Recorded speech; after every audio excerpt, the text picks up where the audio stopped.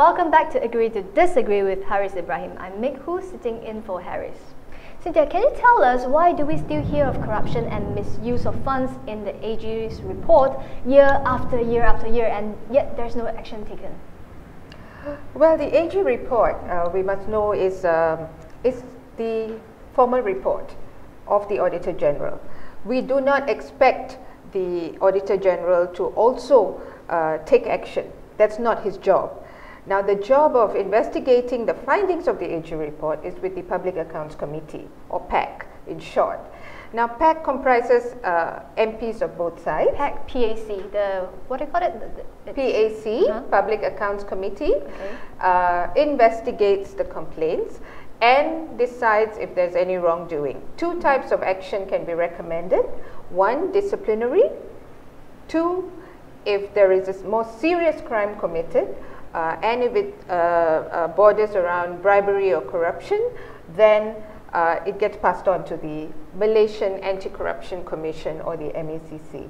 So this is what actually is part of the problem, because the PAC, PAC does not have powers to indict a corrupt official. It does not have powers to place charges on a... Who has them?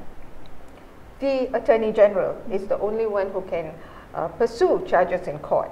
Now, there needs to be a difference, because wastage, leakage, negligence, misconduct are not seen as crimes.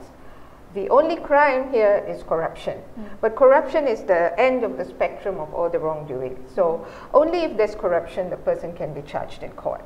But all others get away by explaining negligence, by explaining a lack of compliance, by explaining carelessness, and so on. So many people get away. And so year after year, we hear more and more civil servants engaging in poor governance, engaging in bad practices, but no action is taken against them. And it was very shocking, actually, that yesterday the Chief Secretary of the country said that only one civil servant was sacked for alleged wrongdoing in the Auditor General report of 2012. 2012 until now. What about like previous years? Well, the previous years hardly any action was taken, and so that's why we find a very difficult situation where the public becomes desensitized. When you get the AG report presented, there is a lot of outcry in Parliament. The media goes into a frenzy for 2 or 3 days.